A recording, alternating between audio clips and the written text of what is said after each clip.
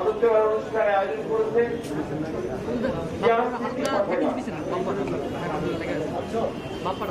এবং সেই পাঠাগারের সভাপতি যারা সালাম মুক্তিযোদ্ধা এবং চেয়ারপারসন উপদেষ্টা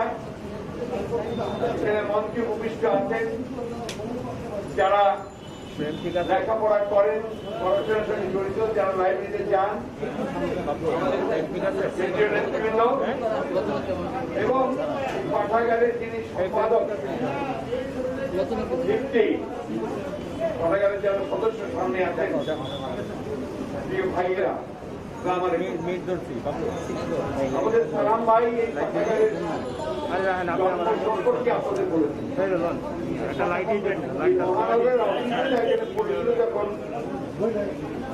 তখন উনি শুরু করেন একটা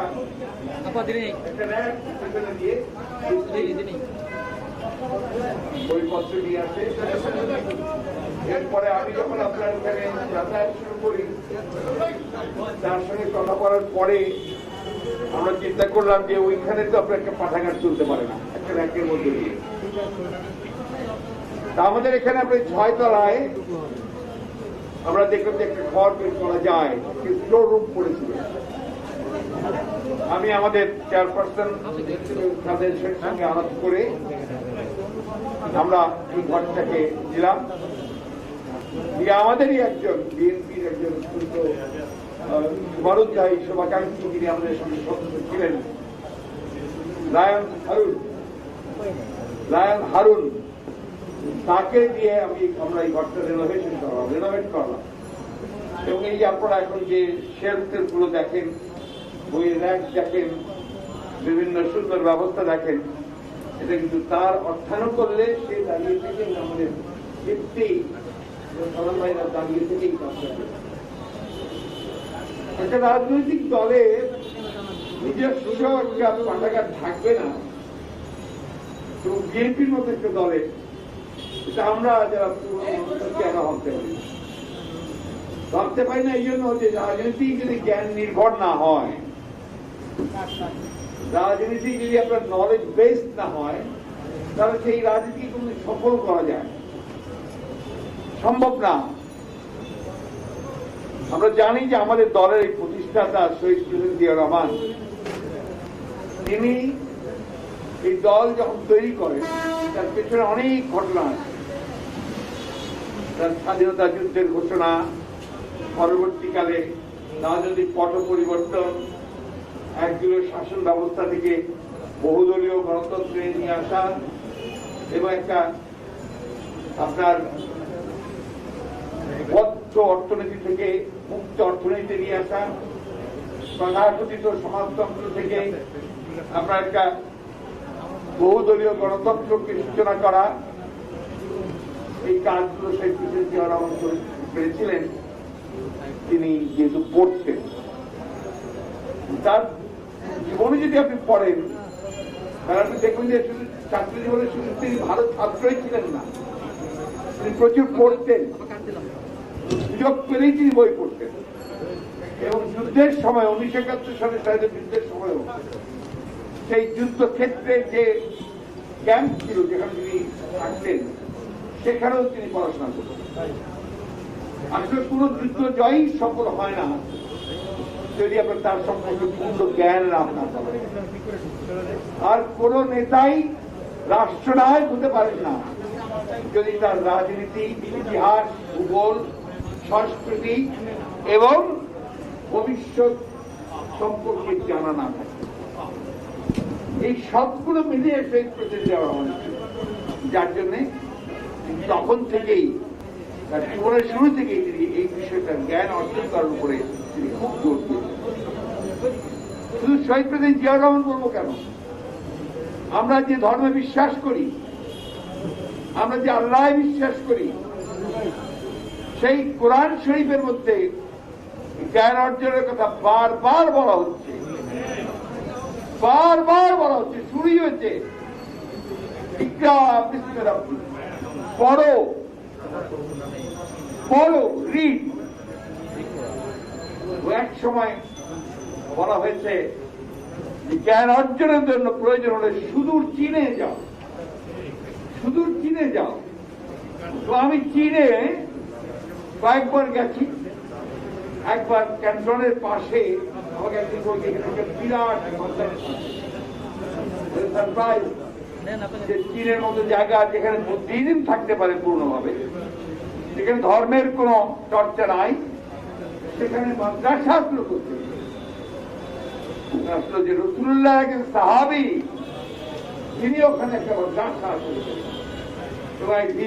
মাদ্রাসা আমার যাওয়ার সুযোগ হয়েছে, সৌভাগ্য হয়েছিল। বিরাট সেখানে প্রচুর মুসলিমরা লেখাপড়া করছেন, সেখানে আমাদের কিছু বাংলাদেশের ছাত্র সেখানে লেখাপড়া। আমি যে কথাটা বলছি, এই যে লেখাপড়া, পড়াশোনা, জ্ঞান অর্জন, এটাকে বাদ দিয়ে কোনো কিছু অর্জন করা সম্ভব হবে। দুর্ভাগ্য আমাদের, আমাদের এই চর্চাটা একদম নাই। একেবারে বই তো আমার জীবনে উল্টাও দেখিনি, এটাই যথেষ্ট। মনে করো এর মধ্যে তো অনেক জ্ঞান আছে, অনেক কিছু আছে, এটা আমরা তো ওই জ্ঞানের জায়গাটা যাই না। আমরা কিন্তু ফেসবুক যাই, হ্যাঁ ইউটিউব দেখি, এর মধ্যে পৃথিবীর যত নোংরা, পৃথিবীর যত অপরাধ, সেগুলো এর মধ্যে থাকে। তার মধ্যে ভালো জিনিসও থাকে, এটা একটা সমাজকে শেষ করে দিচ্ছে। আমরা দেখছেন প্রত্যেকটি পত্র পত্রিকায় কিসব টিকটক কি সময় কি অবস্থা হয়েছে সমাজে, কি অবস্থা সমাজে। এটা প্রযুক্তির এই জায়গায় আসবে, এটাই স্বাভাবিক। এটা সভ্যতার ক্রমবিকাশের সঙ্গে সঙ্গে, মানুষের মেধার বিকাশের সঙ্গে সঙ্গে প্রযুক্তির পরিবর্তন হবে। প্রযুক্তির পরিবর্তন হয়েছে বলেই কিন্তু আজকে সভ্যতা এই জায়গায় আসতে পেরেছে।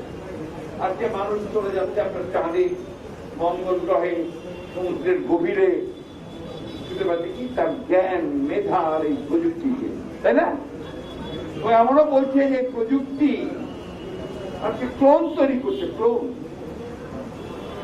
আপনার একটা গরু, ওটাকে আর একটু হুবহু গরু তৈরি করে দিচ্ছে জীবন্ত লাইফ দিয়ে। ছাগল, এমনকি মানুষ পর্যন্ত ক্লোনে তৈরি করছে।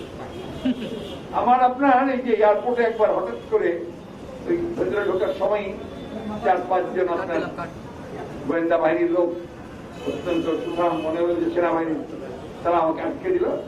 আটকে আমার সুটকেস নিয়ে গেল, আর সেই সঙ্গে আমার ফোন দুটো নিয়ে চলে গেছে। তো আমি তো চাচামেচি চিৎকার শুরু করলাম যে সারা তোমরা কেউ ওই চলে গেল, কোনো কিছু খেয়াল নেই। আমি তারপরে গিয়ে চাচামেচি করতে করতে কিছুক্ষণ পরে তারা এসে ওই আমাকে ফেলছিল আর ফোনতে ফেলছিল, আসতে বললো যে স্যার এটা নিয়ে পরিচিত হওয়ার দরকার নাই, আমরা তার গোয়েন্দাদের মতো। ওই গোয়েন্দাদেরকে আমাকে সার্চ ওয়ারেন্ট দেখান, কেন আপনি আমাদের করতে আবার এই অধিকারের হাত দিচ্ছেন কেন? কিছু না, ওরা চলে গেল। আমি আপনার ইমিগ্রেশনে আপনার ভোট দিলাম। যাওয়ার বেশ কিছুদিন পরে ইমিগ্রেশন একজন পুলিশ অফিসার ছিল, মহিলা, খুবই ভদ্র মহিলা। উনি এসে আমাকে বললেন স্যার আপনাকে একটু আমার সঙ্গে নিচে যেতে হবে। কেন ভাই? একটু স্যার একটু চলো। কি দেখে ওই 4 জন ওখানে দাঁড়ায়। আমি ভাই আপনার তো আবার কি, আপনার তো আমার কাছে ফোন নিয়ে গেছেন, আমার সুটকেস নিয়ে গেছেন, স্ক্যানিং করেছেন, দেখেছেন, আবার কি? রাস্তে করতে গিয়ে একজন আমরা তো ফোনটা খুলতে পারিনি, পাসওয়ার্ডটা আমাদের জানা নাই। Your problem, not my problem. খুলে দেন, এই দিলেই হবে, মানে বিদায়কে আপনি যেতে পারবেন না। আমি যাচ্ছি অস্ট্রেলিয়া। আমাকে ওই যে পুলিশ অফিসার যে মহিলা, সেও আস্তে করে এসে বললো, সে আবার আমার মেয়ের ট্রান্সফার ছিল যে হলিক্রসের কলেজে, সে তো চাচা দিয়ে দেন। আমি বললাম যে আসেন, আমি পাসওয়ার্ডটা আমি খুলে দিচ্ছি, আপনাদেরকে আমি পাসওয়ার্ড দেবো না, আমি খুলে দেবো, পাসওয়ার্ড দেবো। আমি খুলে দিলাম, ওরা তাড়াতাড়ি করে কম্পিউটার আপনার ল্যাপটপটা কিনে 8টা কেবল টেবল লাগালো, 5 মিনিটের মধ্যে আমাকে উদ্ধার হয়েছে। আমি বলে যে ভাই কি হলো, ঠিক আছে আমাদের কাজ হয়ে গেছে। ওই মেয়েটা যে আপনার পুলিশ অফিসার আপনার ক্লোন করে ফেলল, পুরো ফোনটাই ওরা ক্লোন করে ফেলল, এভরিথিং ফোন করে নিয়ে গেল। This is technology. আমি যে বাসায় থাকি, আমার বাসার কখনই আপনার ইন্টারনেট বা অন্যান্য কিছুতে আপনার দেখুন আমাকে ফোন করে কলই কথা না, বারবার কেটে যায় কি ব্যাপার। আমি যারা এসব জানে তাদেরকে জিজ্ঞেস করছি ব্যাপার। আপনার চাকরি এমন এমন জামার বসিয়েছে যে জামার গুলো আপনাদের সব কথাবার্তা ছেড়ে নিয়ে যায়, ওরা রেকর্ড করে ফেলে। We have got nothing secret. আমাদের আর গোপনীয়তা বলতে কিছু নেই। আপনি দেখবেন পুলিশ যেটা চায় যে কাউকে ধরতে, সে একদিনের মধ্যেই ধরে ফেলে। সেটা বলে যে আমরা টেকনোলজি ব্যবহার করে ধরে ফেলছি। টেকনোলজি আমি যে কোনো টেকনোলজি ওই জায়গায় চলে গেছে। আনলেস ম্যান স্টাডি, না পড়ে না জানে, প্রযুক্তির ওই জায়গায় না যায়, সে কি করে পারবে? আমাদের বাংলাদেশের ছেলেরা কিন্তু খুব বুদ্ধিমান, অত্যন্ত শার্প। আমাদের বুয়েটের কয়েকটা ছেলে কয়েকদিন আগে ইন্টারন্যাশনাল একটা কম্পিটিশনে ড্রোন প্রতিযোগিতায় আপনার প্রথম স্থান পেয়েছে, একটা গ্রুপ প্রথম স্থান পেয়েছে। আপনি দেখবেন যে আমাদের ছেলেরা খুব মজার আপনার আপনাদের ফেসবুকে বিভিন্ন জায়গায় ছবি চমৎকার করে আপনি দেয়, অত্যন্ত বোঝা যায় যে খুব ক্রিয়েটিভ, ইনোভেটিভ। কিন্তু এটা তখনই আপনি অফসেট করতে পারবেন, ওদেরকে পরাজিত করতে পারবেন, হারাতে পারবেন যদি আপনি ইকুয়ালি ওরকম বুদ্ধিমান হন, প্রযুক্তি সম্পর্কে ধারণা। বলেন সাইবার ওয়ার, এখানে আওয়ামী লীগেরা সমানে এখানে মিথ্যা অপপ্রচার করতে থাকে এটার মধ্যে, করে না? আপনারা জানেন তো, যারা চালান অনেকে সবাই চালান। আমাদের সেখান থেকে দেখা যায় আমরা খুব দুর্বল।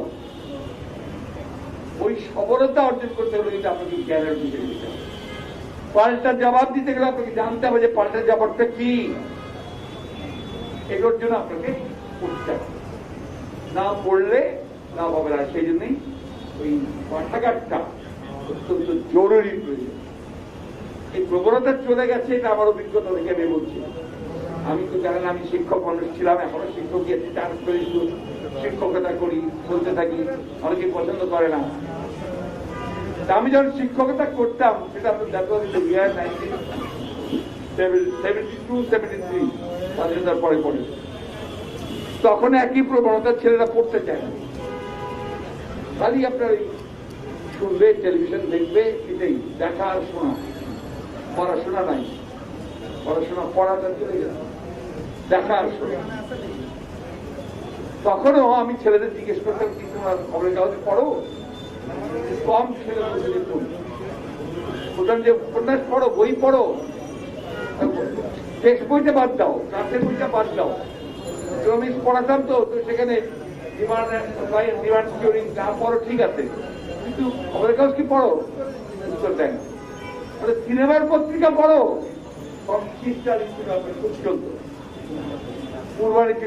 ওটা পড়ো, ওটাও। এই যে না পড়ার ব্যাপারটা, এটা বহুদিন ধরে চলে আসছে। এটা কি হচ্ছে, একটা জাতি একটা নিচ থেকে নিচের দিকে নেমে যাচ্ছে। আপনারা যারা বাইরে গেছেন অথবা দেখেন, দেখবেন বিদেশের আমেরিকা, ইংল্যান্ড, ইউরোপে তারা যে ট্রেনে চলে, ট্রেনে যায়, বসে কিছুক্ষণ পরে পেন্সিল বেঁধেই তারা এবং শেষ পর্যন্ত বই পড়তে থাকে, খবরের কাগজ না, বই। উদ্দেশ্য যে আমরা যারা অন্তত এই পাঠাগারের সদস্য আছেন, আমি খুব খুশি যে আপনারা আছেন এখানে, আপনারা বইপত্র পড়ার চেষ্টা করেন। সবাইকে বলতে হবে, সবাইকে ছড়াতে হবে বইপত্র পড়ার, আর সব ধরনের বই পড়তে হবে। শুধু আমার এন্ট্রি বই পড়বো এটা তা না, সকলের বই পড়তে হবে। যেমন আপনার ইদানিংকালে অনেকগুলো বই বেরোচ্ছে যে আমাদের দলের লোক বা আমাদের মতাবলম্বী লোক লেখে না, তার সত্য কথাগুলো লেখে। যে 1971 সালে যে স্বাধীনতা যুদ্ধ হয়েছিল, এই যুদ্ধের ঘোষণা দিয়েছিলেন প্রেসিডেন্ট জিয়াউর রহমান। এইটার প্রমাণ হিসেবে অনেক বই বেরিয়েছে। আপনি যদি জানেন যে কোন কোন বইকে কোথায় রেখে জবাব দিতে পারবেন, আপনার সোশ্যাল মিডিয়াতেই জবাবটা দিতে পারবেন। আর যদি না জানেন তাহলে তো জানবেন না, তার খালি একটি স্লোগান বাম ডান উত্তর দক্ষিণ পূর্ব পশ্চিম, এই স্লোগান দিয়ে কিন্তু আপনার এই যুদ্ধ জয় করা যাবে না। আপনার বুদ্ধি দিয়ে মেধা দিয়ে এই যুদ্ধ জয় করতে হবে, সেই কারণেই সবকিছুই করতে হবে। আজকে আমি অনেকগুলো বই এনে দিয়েছি আমাদের লাইব্রেরিতে, তার মধ্যে দুটো বই খুবই জরুরি, যেটা আমি বলবো যে প্রত্যেকেই পড়বেন। এর মধ্যে হয়তো পড়েছেন কিনা আমি জানি না, পড়ে থাকতে পারেন, লাইব্রেরিতে থাকার কথা। মাহফুজুল্লাহর লেখা প্রেসিডেন্ট জিয়া রহমানের জীবনী, আজকেও এনে দিয়েছে এবং বিক্রি করা হয় 500 টাকা করে, 500 টাকা। এটার দাম 2000 টাকা, কিন্তু আমরা বিক্রি করছি 500 টাকা। আর দেশনেত্রী বেগম খালেদা জিয়ার জীবনী, ওটাও মাহফুজুল্লাহর লেখা, মোটা বই, দেখলেই বোধ হয় ভয় পেতে হবে যেটা এত মোটা বই পড়ুন কি করে। ওইটা যদি আপনি পড়েন, রাজনীতিতে আপনি বিরাট শক্তি নিয়ে দাঁড়িয়ে যাবেন। আমি আপনাদের সামনে আজকে একটি বই নিয়েছি, এই বইটা হচ্ছে জিয়া রহমানের নিজের লেখা, আমার রাজনীতির রূপরেখা। বইটা উনি নিজে লিখেছেন তা না, ওখানে তিনি যেখানে যে রিভিউ দিয়েছেন, কতগুলো প্রবন্ধ লিখেছেন, সেগুলি একটা সংকলন। এই বইটা প্রথম আপনার সম্পাদনা করেছিলেন ফিরোজ নুন। ফিরোজ নুন কে ছিলেন জানেন আপনারা? কেউ বলতে পারে, হাত তোলেন। আপনি পারবেন, বলেন বলেন, দাঁড়িয়ে বলেন।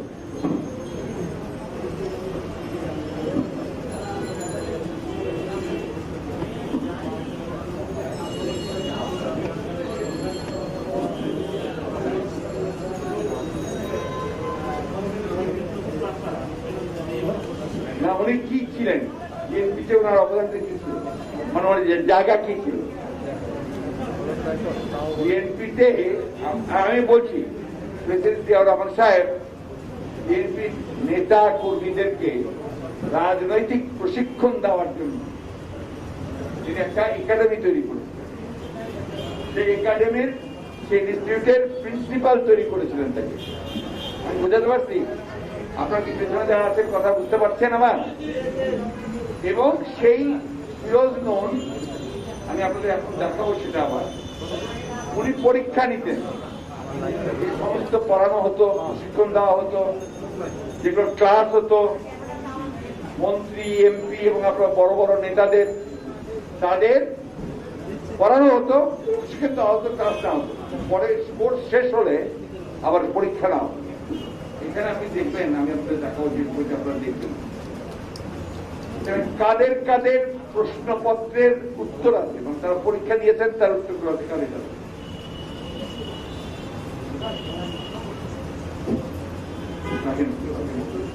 রাখেন না,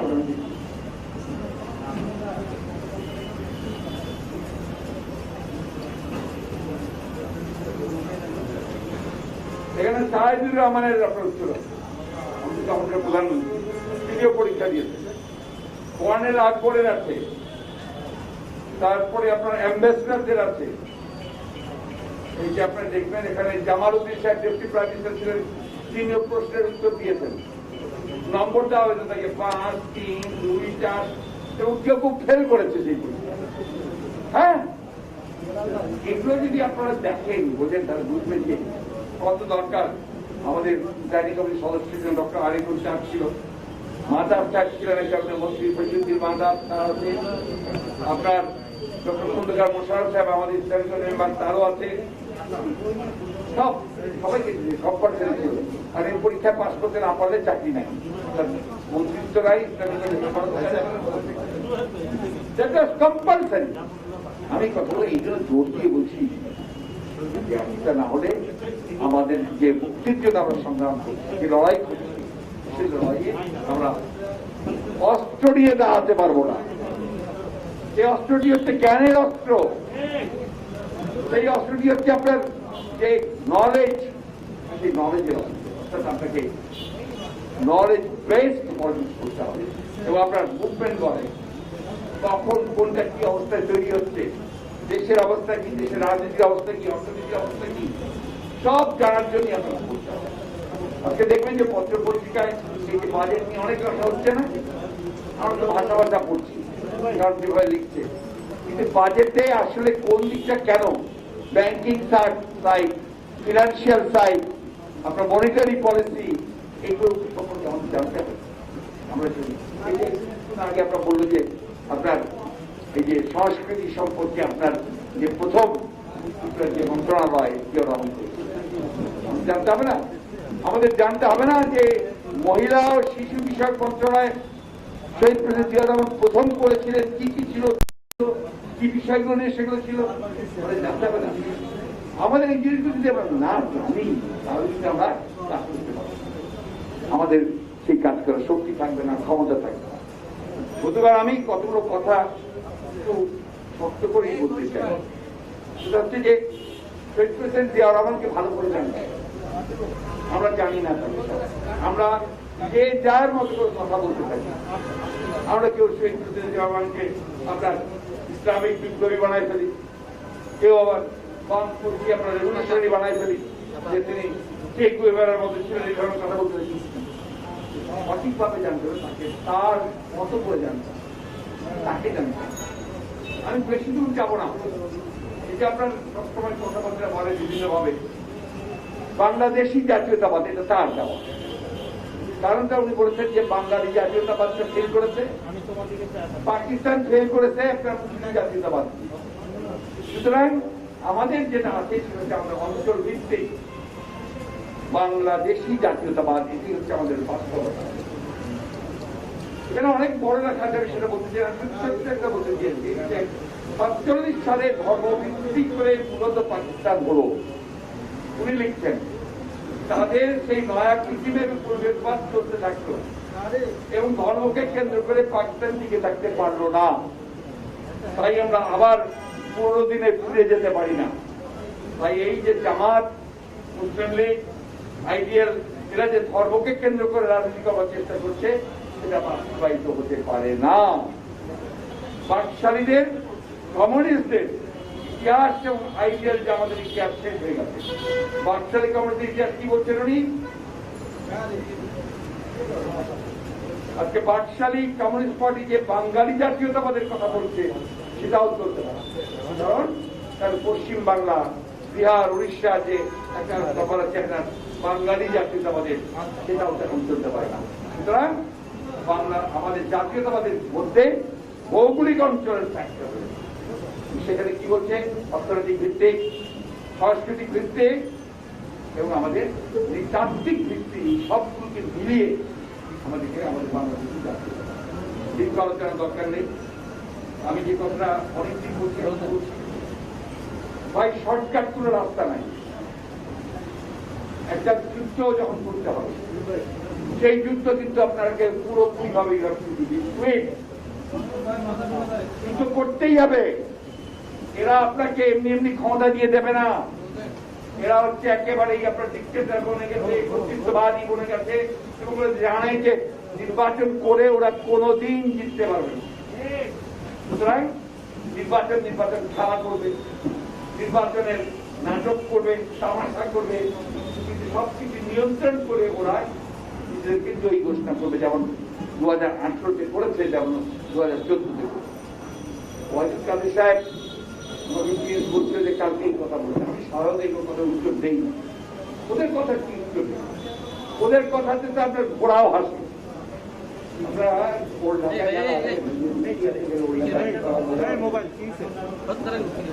ঘোড়ার গাড়ি চাচ্ছিলাম, একটা গাড়িতে আপনার ভাড়া আমরা উঠছি, আমরা আপনার নেমে ওই ঘোড়ার গাড়িতে করে হলে যেতাম।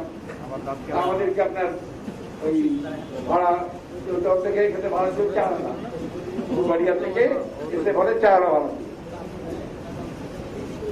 আমরা বলতাম 2 আনা বার্গেন করতাম। তো ওই ঘোড়ার লাগামটা টান মারতো, টান মারলে ঘোড়া হো করে উঠতেন। ঘোড়ার একটা শব্দ আছে না, তোমাদের আপনার কথাতে ঘোড়াও হাইসা ব্যাপারটা বদুকালীন কথায় এখন ওই ঘোড়াও কি বলে না বলে তারাও জানে না। আর এই মিথ্যা বলতে বলতে বলতে এমন একটা জায়গায় চলে গেছে, ওই যে গোয়েবেলসীয় প্রচার। গোয়েবেলসের নাম শিখছেন, আপনারা তো পড়াশোনা করেন, এখানে সদস্য আছে। কে ছিল গোয়েবেলস? কে জানেন বলেন? দাঁড়ান, আমি ভাবছি আপনার জানেন কে ছিল বলেন? হাসান, ঠিক আছে, আপনি তো জানি। আর কে আর বলতে পারেন? গোয়েবেলস ছিল দ্বিতীয় বিশ্বযুদ্ধে যে হিটলার জার্মানের যে আপনার গোটা পৃথিবী যে দখল করে ফেলতেছিল, আপনার নাজি সম্রাট বলা হয়, অর্থাৎ কি বলতে গোটা পৃথিবী যে গিলে ফেলতেছিল নাৎসিবাজি, জার্মান ফ্যাসিস্ট, সেই হিটলারের প্রচার মন্ত্রী ছিল গোয়েবেলস। প্রচার মন্ত্রী এই আমাদের হাসা মাহমুদ নাকি না,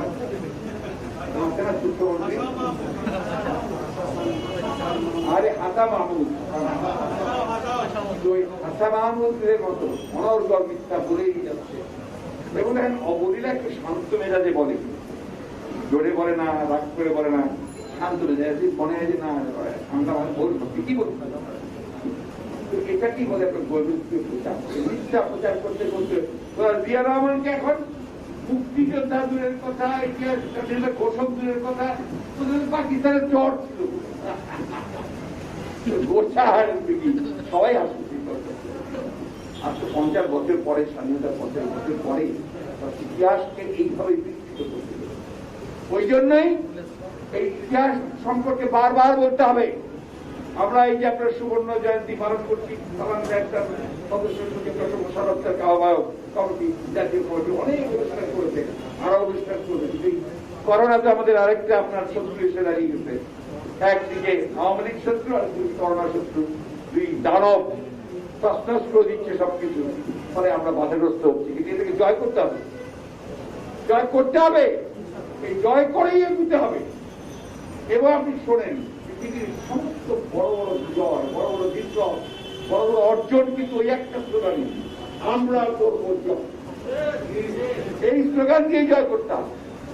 আমি আসার কিছুক্ষণ আগেই আমাকে আমাদের এক বন্ধু, আপনার স্ট্যান্ডিং কমিটির সদস্য ইকবাল হাসান মাহমুদ চুকু, উনি একটা গজল পাঠিয়ে দিয়েছেন। গজল ফয়জা আহমদ ফয়জের লেখা, আপনার পাকিস্তানি কবি ফয়জা আহমদ ফয়জ, বিখ্যাত কবি, এবং তার এই যে আপনার গায়িকা হচ্ছে বিখ্যাত গায়িকা সেই সময় আপনার না আখতার পারবেন। গানটার মূল কথা হচ্ছে, ঘটনাটা আপনার অপূর্ব ঘটনা, তখন সব ব্যান্ড করে দিয়েছে ইন্ডিয়া। এই উত্তরকার থেকে জোর করে ক্ষমতা নিয়ে তাকে ফাঁসি দিয়ে জিয়াউল হক ঢুকে গেছে, এবং সব চতুর্দিকে আপনার তখন সব নিষিদ্ধ, এমনকি কালো কাপড় পরাও নিষিদ্ধ। কেন? কালো কাপড় মানেই হচ্ছে আপনার প্রতিবাদ।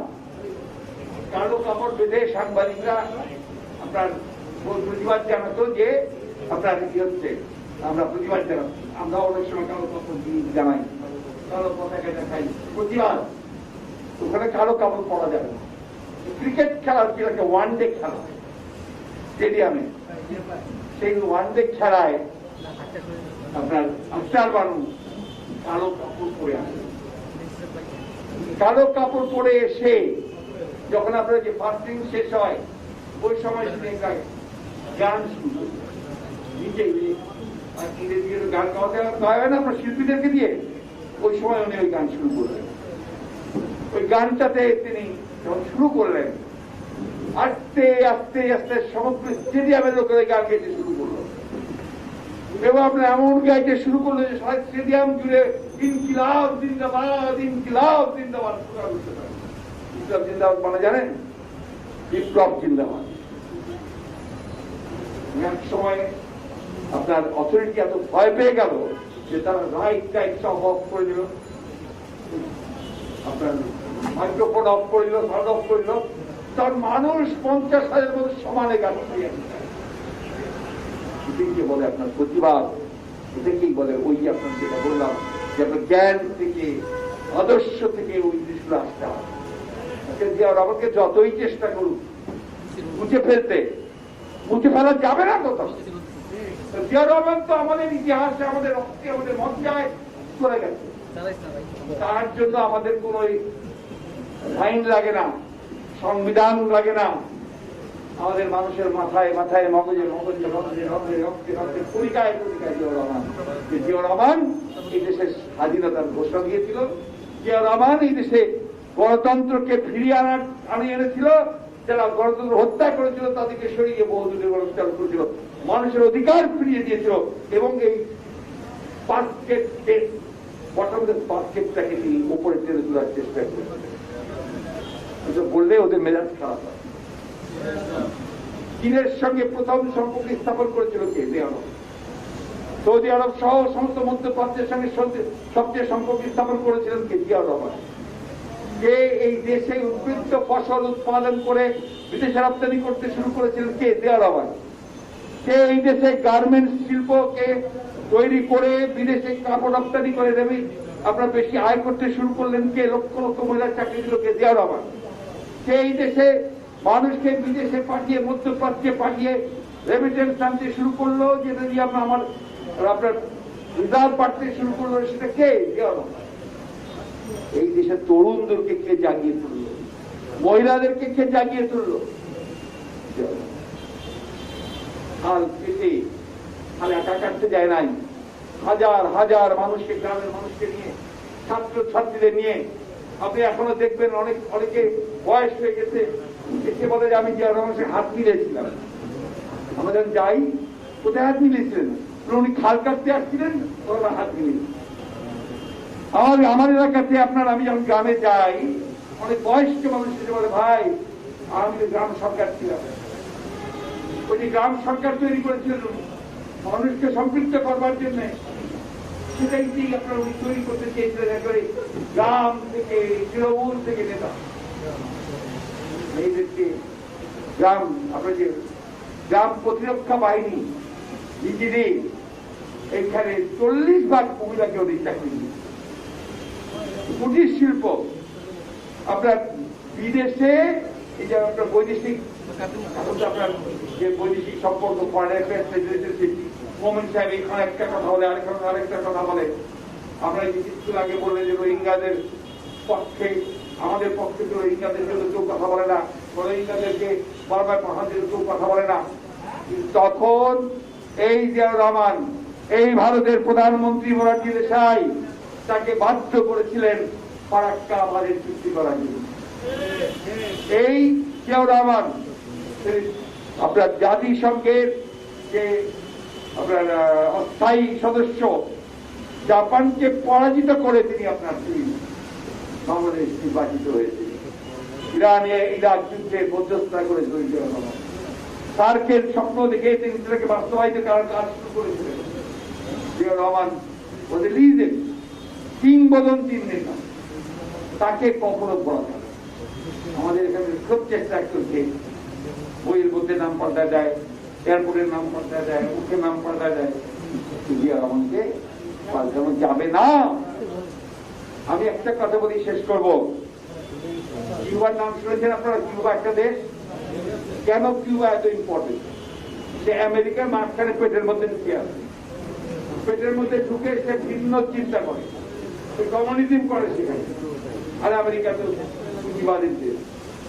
ওইখানে কিউবার যে নেতা, ফিদেল ক্যাস্ট্রো, যে মূল নেতা, 90 বছর বয়স পর্যন্ত যিনি নেতৃত্ব দিয়েছেন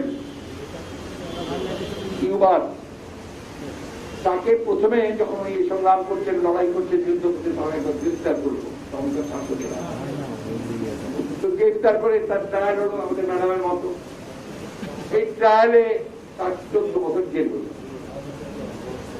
উনি আদালতে দাঁড়িয়ে, কাঠবে দাঁড়িয়ে বললেন, condemn me, does not matter, history will absorb me. আমাকে তোমরা ফাঁসি দাও, জেল দাও, যা খুশি তাই করতে, ইতিহাস না, ইতিহাস আমাকে ধারণ করছে। ইতিহাস ধারণ করেছে, এদেশে মানুষ ধারণ করেছে। জানা যায় লক্ষ লক্ষ মানুষ, আজ পর্যন্ত এই অঞ্চলের কোন জানালে এত মানুষ করো জানালে শরীর হয় নাই। এখানে তারা যখন ইমাম সাহেব দোয়া করছেন যে আল্লাহ বাংলাদেশকে হেফাজত করো, তখন সমস্ত মানুষ চুপ করে খেয়ে উঠেছে। কেন? এটা জিয়াউর রহমান বাংলাদেশের স্বাধীনতা, বাংলাদেশের সার্বভৌমত্ব আর গণতন্ত্রকে এক করে দিল। প্রিয় ভাইয়েরা, এই জিয়াউর রহমান সম্পর্কে আমাদের জানতে হবে। আমাদের স্বাধীনতার সম্পর্কে মূল ইতিহাস জানতে হবে। আমি আপনার আরো কয়েকটা বই নিয়ে একটু পড়বেন। সিরাজুল ইসলাম খান, যাকে আপনার সবাই কাপালিক বলে জানেন, তার একটা বই, তার বই না, তাকে কেন্দ্র করে লেখা বই ছিল আমাদের একজন লেখক, তিনি লিখেছেন, বইটা লিখেছেন যে এবার কে বেরিয়েছে, হ্যাঁ কোচিনাও। এই বইটা আপনারা পড়বেন। মানে আরো কতগুলো বইয়ের নাম লিখে নিয়েছি, আমি থেকে বলবো বইগুলো সংগ্রহ করার জন্য। তা হচ্ছে প্রতিনায়ক সিরাজুল ইসলাম আলম খান, বইয়েছিল আমাদের এলাকা কাকমারি সম্মেলন স্মারকগ্রন্থ। ইয়া আরেক ঐতিহাসিক বৈপ্লবিক একটা টার্নিং পয়েন্টের একটা সম্মেলন হয়েছিল মৌলানা আব্দুল হামিদ খানের নেতৃত্বে। অসীম শস্ত্রবাণীর লেখা আমার পতাকা ফেরানির লাশ হয়, ছড়ার বই, আবু সালের লেখা, আমাদের সালে ভাই লেখা এই বইটা। বিএনপির প্রকাশিত বাংলাদেশের মুক্তিযুদ্ধ সিরাজুল ইসলাম খান, মানে যে মুক্তি ছিলেন তার বই লেখা, বইটা জনগণের মুক্তিযুদ্ধ আহমেদ মুসা, আরেকজন প্রখ্যাত প্রবর্তক, কয়েকদিন আগে মারা গেছেন তিনি, তার লেখা। আর ৬৯ গণঅভ্যুত্থান ও অনাবাসন, এই বইগুলো পড়বেন। দেশের বেগম খালেদা জিয়ার উপরে যে লেখা বইটা, এটা অবশ্যই পড়বেন। আমি মনে করি কন্টেম্পোরারি হিস্ট্রি গণতন্ত্রের জন্য এত ত্যাগ স্বীকার, এত নির্যাতন আর কোন নেতা করেছেন বলে আমার জানা না। সে বলতে সবচেয়ে বেশি বলতে হবে। বন্ধুগণ, সবশেষে যেটা বলতে চাই যে তো পাল্টে যাচ্ছে, আপনার রাজনীতিও পাল্টাচ্ছে, শত্রু মিত্র পাল্টাচ্ছে, এগুলোকে সামনে রাখতে হবে। সময় ছিল যে মধ্যপ্রাচ্যের সব দেশগুলো সবাই ইসরায়েলকে দেখতে পারত না, ভারতের সঙ্গে তাদের সম্পর্ক ভালো ছিল না। এখন ইসরায়েল হয়ে গেছে, এখন বেশিরভাগ মধ্যপ্রাচ্যের বন্ধু দেশ, ভারত বন্ধু দেশ হয়ে গেছে। অন্যদিকে আপনার এই যে ইউরোপ, আমেরিকা, এই সমস্ত দেশগুলো গণতন্ত্র করছে, নির্বাচন করছে, কিন্তু আপনার সেই সঙ্গে আবার নতুন করে যারা চিন্তা করছে যে আরো শক্ত কিভাবে পাওয়া যায়। চীন নতুন ভাবে আবির্ভূত হয়েছে তার সমস্ত শক্তি নিয়ে। সোভিয়েত রাশিয়া ছিল আগে, একটা ভেঙে গেছে, সমাজতন্ত্র ভেঙে মার হয়ে গেছে। এই বিষয়গুলোর পরিবর্তনগুলো আমাদের লক্ষ্য রাখতে হবে, জানতে হবে। আমরা অন্ধের মতো যদি শুধু সেই প্রাগৈতিহাসিক যুগের যে চিন্তা আমরা সেগুলো নিয়ে চলতে থাকি, তাহলে আমরা কোনোদিন মুক্তি পাবো না। নজরুল ইসলাম পড়েন, আপনারা পড়েন মাঝে মাঝে, নজরুল ইসলামের বই পড়েন, কবিতা পড়েন, পড়তে হবে। নজরুল ইসলাম খুব প্রাসঙ্গিক, রবীন্দ্রনাথ প্রাসঙ্গিক, কবিরাই আসলে প্রাসঙ্গিক। নজরুল ইসলামের একটা কবিতার মধ্যে আছে, ওরে সবুজ ওরে আমার কাঁচা আর বড়াদের ঘা মেরে তুই পাবে। অর্থাৎ ইয়াং জেনারেশন ছাত্রদের বলছে, যুবকদের বলছে যে যারা হাত বড়া আছে তাদেরকে ঘা মেরে বাঁচাও। আরেকটা কবিতায় বলছেন যে খুব খুব চালু কবিতা, সবাই জানি আমরা,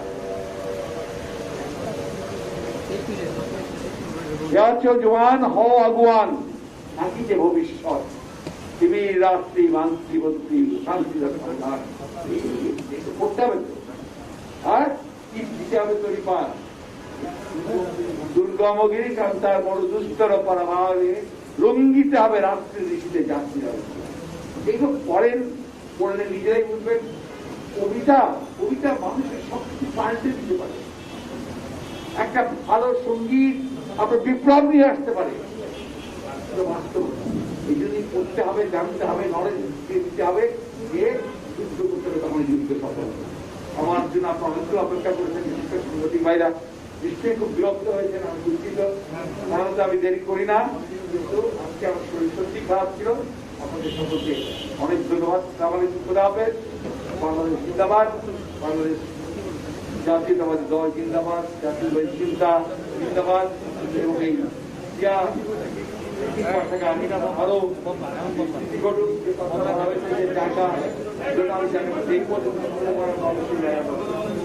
তবে আপনাদেরকে আবারও বলছি, আপনারা দয়া করে আপনারা সবাই এই পড়াশোনা করবেন, পাঠাগারে আরো সুযোগ হতে পারে। আমরা ইতিমধ্যে প্রোগ্রাম নিয়েছি যে আমরা যেন আপনার প্রত্যেকটা বিভাগীয় সদরে আপনার উত্তর প্রদর্শনী করতে আমাকে করার জন্য আমাদের সুবর্ণ জয়ন্তী আরো বই মেলা হবে। শোনেন, কঠিন বই প্রকাশ করা যায় না, ইতিহাস ব্ল্যাক লিস্টেড, ওদেরকে আপনার বই মেলা দেয় না, ছাড়তে দেয় না, এর মধ্যে আপনারা পারবেন যতদিন পারেন দেখে সহযোগিতা করার চেষ্টা করেন। ধন্যবাদ।